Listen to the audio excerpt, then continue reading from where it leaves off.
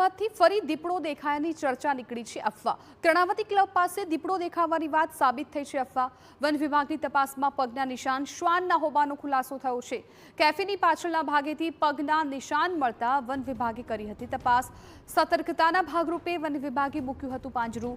દીપડો હોવાના પુરાવાના અભાવે વન વિભાગે હટાવ્યું પાંજરું। કર્ણાવતી ક્લબથી રિંગ રોડ માર્ગે દીપડો દેખાયાનો દાવો ખોટો।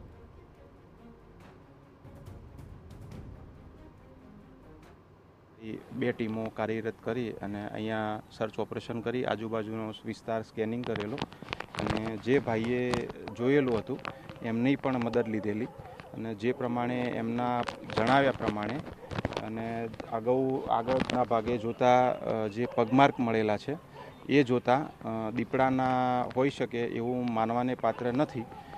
જેમાં જે એના સ્પેસિફિકેશન કે દીપડાના પગના છે કે જે એના નખ જે ઉપરની સાઈડે હોય છે, આમાં પગમાર્કમાં આપણે જોવા જઈએ તો નખ અંદર ખૂપેલા છે।